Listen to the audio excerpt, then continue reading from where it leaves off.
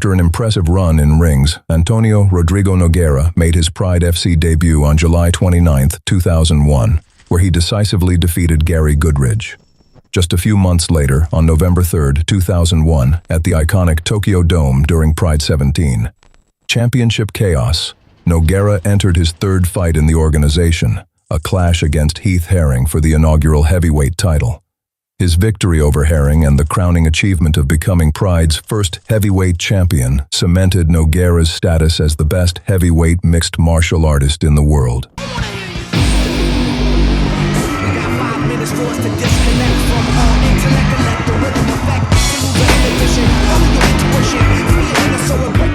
Bob Sapp began his athletic career in high school, playing football at Mitchell High School in Colorado Springs, Colorado. He later took part in the legendary game known as the Whammy in Miami, when the Washington Huskies shocked the nation by defeating the Miami Hurricanes, ending their remarkable 58-game home winning streak.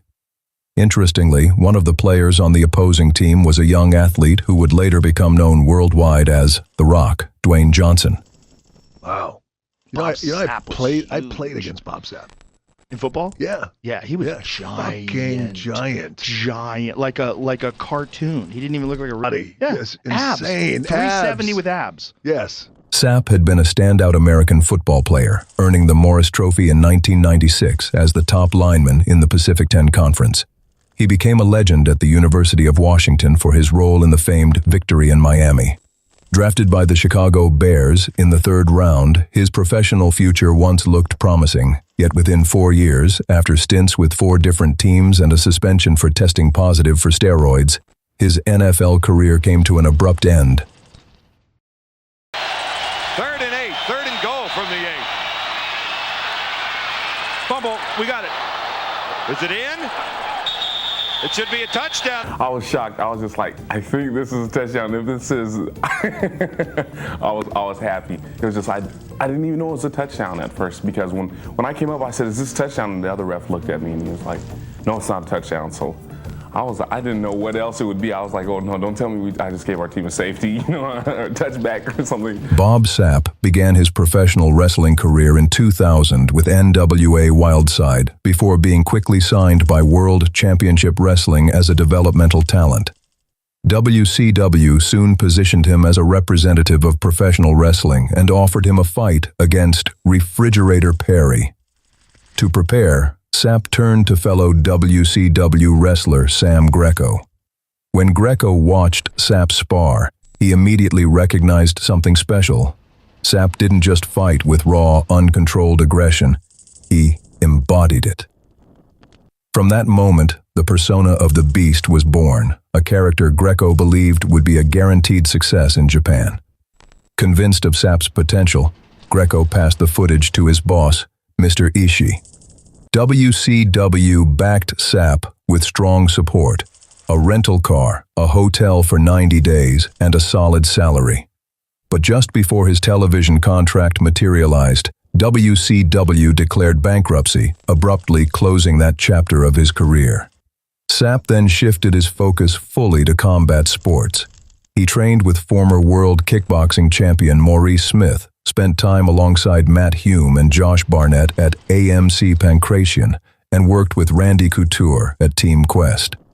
When the call came from Japan, Sapp expected a kickboxing debut. Instead, he was told he would fight in the Pride ring. He didn't hesitate. Physically, Sapp was unlike anything the sport had seen. He stood 1.93 meters tall, weighed 172 kilos, could bench press nearly 272 kilos, and was so flexible that his college football teammates nicknamed him the Rubber Man. His legend grew rapidly.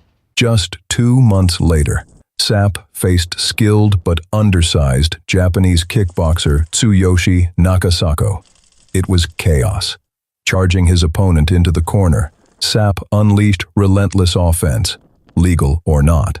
An illegal elbow to the back of the head dropped Nakasako, followed by an illegal knee on the ground. Even after a red card and point deduction, Sapp continued his assault until the referee finally stepped in. Only 3 weeks later, Sapp shocked the Japanese MMA world by defeating one of its biggest stars, Kiyoshi Tamura, a former standout of UWF1 and rings. With a weight advantage of more than 90 kilos, Sapp imposed his physical dominance and forced the sport to take him seriously. Now, the stage was set. K1 and Pride joined forces for a massive event at Tokyo National Stadium in front of nearly 100,000 fans. Sapp was placed in one of the three main events. His opponent in his first heavyweight MMA fight, Pride heavyweight champion Antônio Rodrigo Nogueira. A fight that would become legendary, and one that almost never happened.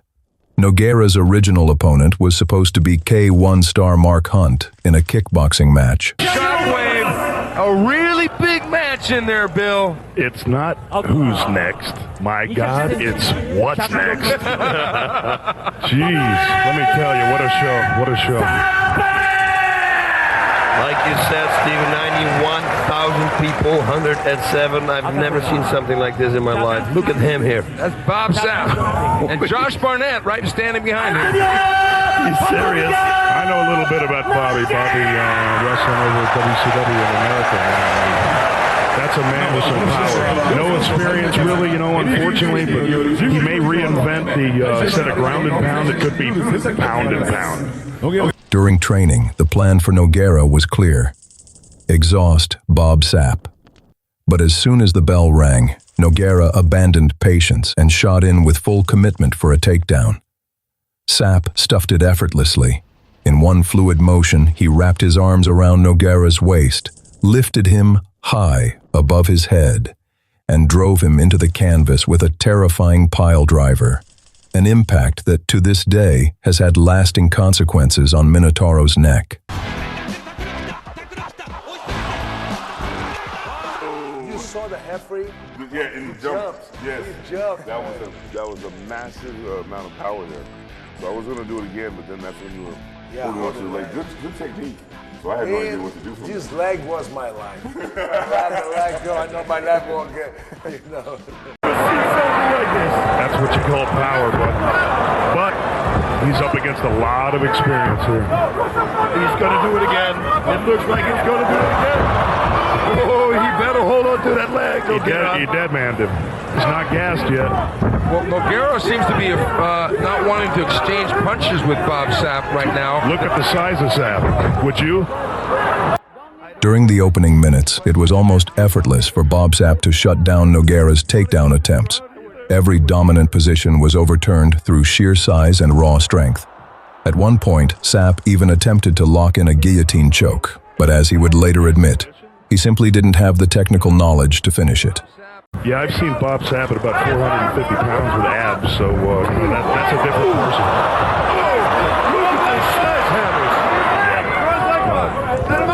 In some ways, someone could say this isn't fair. Because this giant. Well, you know what? That's what makes Pride so cool, because you got contrasting styles, you got different guys, you got K1 guys against the Pride guys. A kick by Bob Sapp. Oh, Nogueira trying to tee up. The disparity in strength became undeniable. Sapp didn't need technique to take Nogueira down. He simply pushed him to the ground. The left right. Nogueira shooting another double, but not getting it in mixed martial art competition. There's a doctor check here. That played a lot into Bob's game. Look at that's power. That is nothing. I don't care how much experience you have, you cannot overcome that kind of. It's going to send a clear message to all the heavyweights in mixed martial arts. Watch out. He's got his back. Years later, Nogueira admitted he had blacked out multiple times during the fight from Sapp's brutal ground and pound, waking up again each time as more strikes crashed down on him.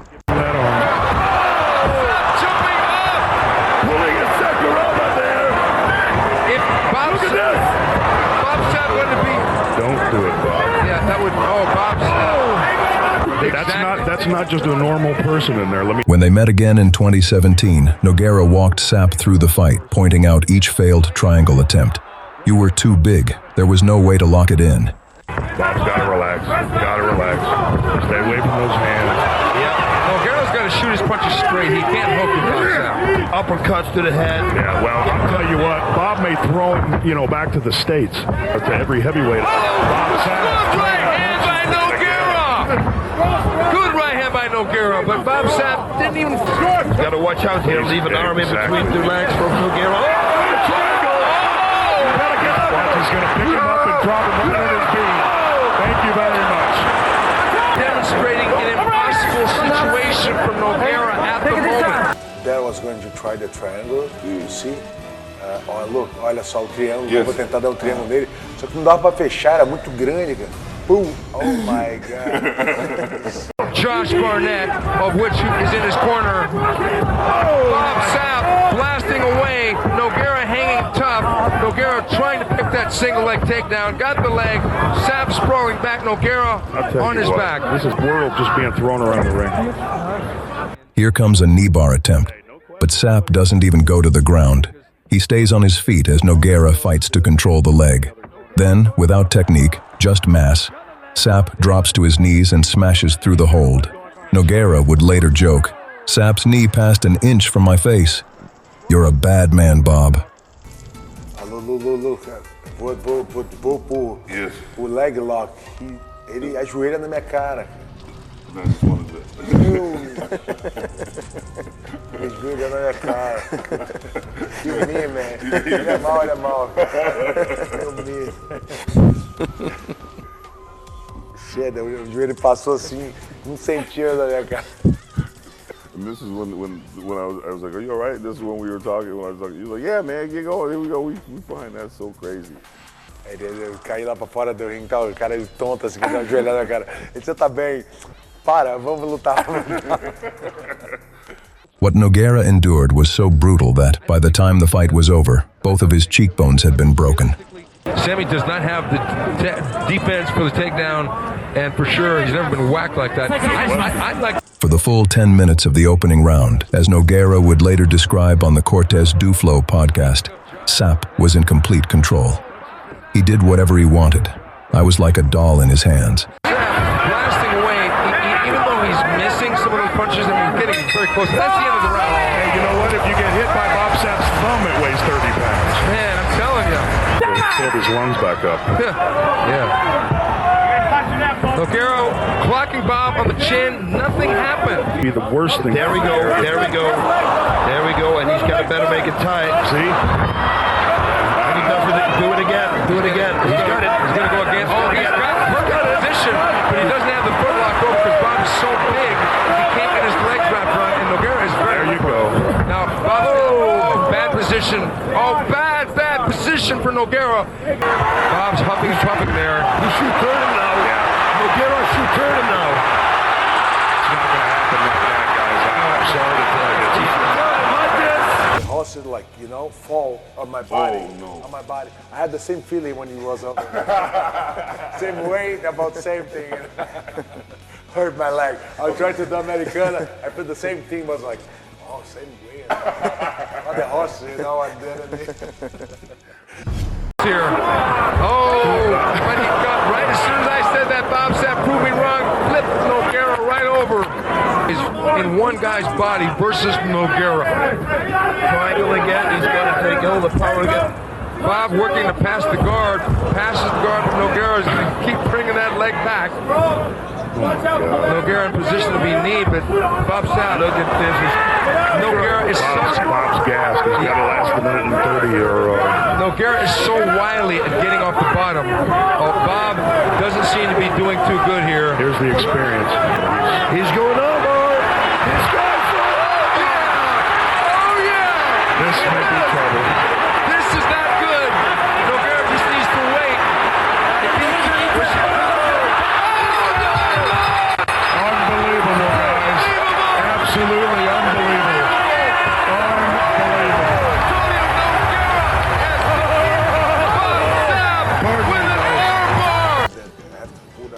Yes. And then go back down. Yes. Oh, it was awesome. Yep. That was awesome, man. That was great. Thank you very much. That was awesome. Best. It's nice to relive that. That's amazing to relive that here with you, man. Because that's nothing I never even thought of that. This is awesome. Jiu-jitsu mais uma vez prevaleceu. Lógico, mas eu treino tudo. Eu consegui botar pra baixo, consegui as posições de jiu-jitsu, consegui trocar. Entendeu? Acho que o lutador completo tem que treinar de tudo um pouco. Mas no final, a minha posição de finalização me salvou. Obrigado, Jair. Valeu. I'm just disappointed I couldn't bring the belt home for K1, but we'll get him definitely next time. So do you remember when you saw me at breakfast? Do you remember? And you said, "Come here, man, come here." You had that knife. You said, "Why are you trying to kill me in there, man? Why you do that?" Eu tava com a faca do café da manhã, eu botei nele, escutando uma taça. That was great. We started laughing. You were like, I was like, man, that was crazy. We were like, man, that was crazy. Tô mal, cara. Tô mal. O que tá vendo? Pô, tudo. Foi muito bom. Cara, muito grande, né? Pô, tomei muita porrada. Vai descansar, meu caro. Tomei muita porrada, cara. Então, as porradas pegaram onde? Cara, tudo bom. Pescoço, braço. E tá no braço? Coluna, tudo. Chega minha coluna doendo muito, não. Tem minha coluna doendo muito, não. Então tá bom, a coluna que é o pior. Chega mais do braço mesmo. O rosto tem uma inflamatória agora, fica novinho, bicho. Bota gelo. A coluna voltou pro lugar? A coluna voltou pro lugar. Ainda bem que tem coluna me notar. Pô, faz isso não, gente. I pass out. I totally pass out.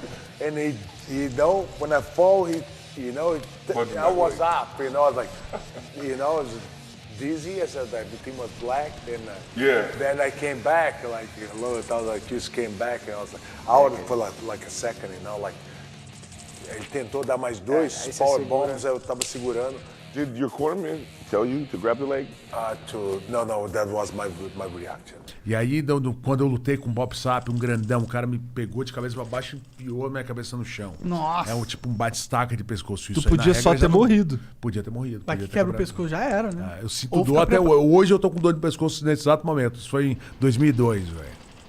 Nearly 2 decades later, the damage was still there. In a 2021 interview on the Cortez Du Flow podcast, Nogueira called his fight with Bob Sapp the hardest of his career, and the effects never fully disappeared. Even today, I still have pain in my neck, and that fight was in 2002. He said he felt like a doll in Sapp's hands. After the first pile driver, he completely lost consciousness, only to come back as Sapp's punches kept crashing down, forcing him awake again in the middle of the onslaught. Você tem que pegar e te arremessar? Como que é? Tudo, ele faz tudo.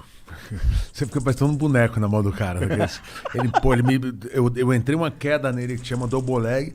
Ele catou minhas pernas, me botou de perna ponta cabeça e se jogou no chão. Que nessas gols de pro wrestling. Porra, machucou meu pescoço. Foi esse lá que você falou que fudeu? Fudeu. Aí eu desmaiei, eu acordei com o primeiro soco dele, voltei de novo, apaguei e voltei. Caralho. Isso acontece. Às vezes o cara dá um soco, ele apaga. Toma outra corda. Uma palha e uma corda. After the Nogueira fight, Bob Sapp didn't just become famous. He became a problem. Not because he was unbeatable, but because he was uncontrollable. In Pride, no one said no officially. But behind closed doors, many simply refused to face him. The situation reached such a point that even Fedor Emelianenko declined the offer. Half joking, he remarked that he would need to gain another 70 kilograms just to face Bob Sapp. Negotiations with Mirko Krokop included strict contractual conditions. Promoters were well aware of the risks involved when facing Bob Sapp, not just because of his size, but because of the techniques he brought into the ring. Moves like the powerbomb had already become a source of concern throughout the industry. That fear followed Sapp for years. In fact, when Strikeforce signed him in 2008, the issue was addressed directly during pre-fight meetings. It was made clear that the powerbomb would be explicitly prohibited.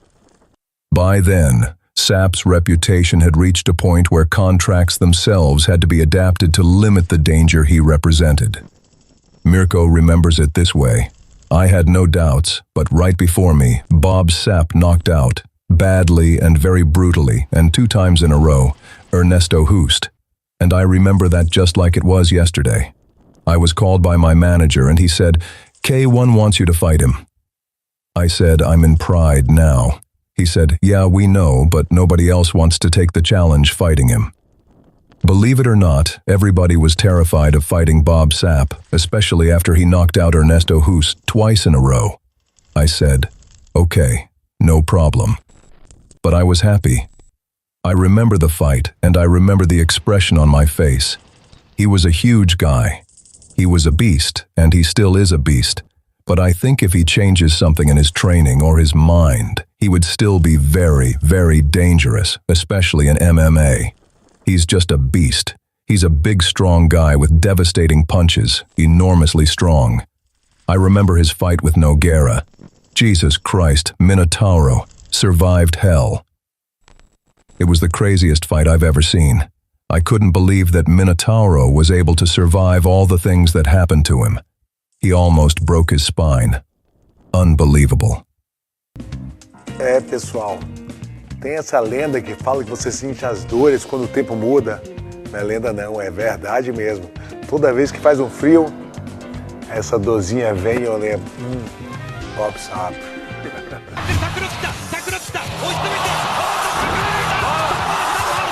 I'm just disappointed I couldn't bring the belt home for K1, but we'll get him definitely next time.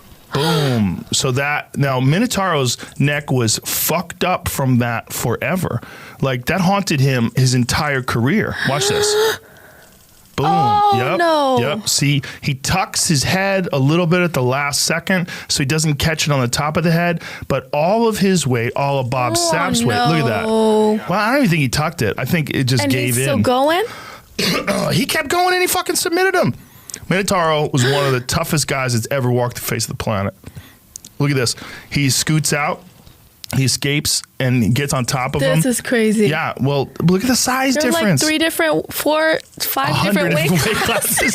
I mean, Bob was so big, and he's probably on EPO and my gosh. fucking everything. And look at that, just windmilling with his legs. He was trained by Maurice Smith. You know, Maurice was training him, so he was a legitimate, legitimately trained athlete.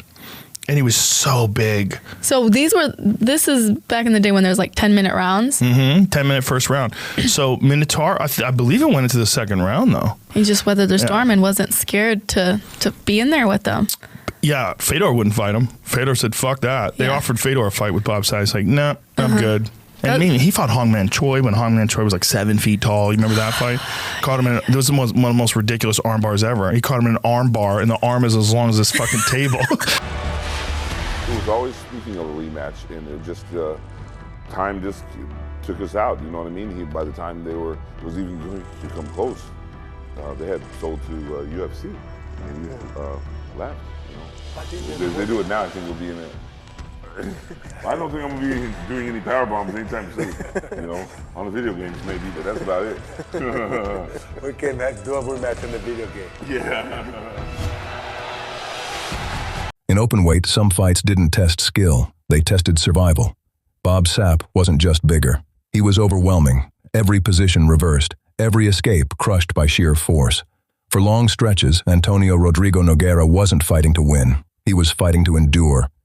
It wasn't a contest, it was pressure, weight, damage, and yet, he stayed there, round after round, moment after moment, waiting. Because in a fight like this, you don't beat size head on. You survive it. You outlast it. And when the moment finally comes, you take everything. What happened next didn't just change the fight. It defined an era. Because that night proved something few believed possible. That even under impossible pressure, even against overwhelming force, technique could still find a way.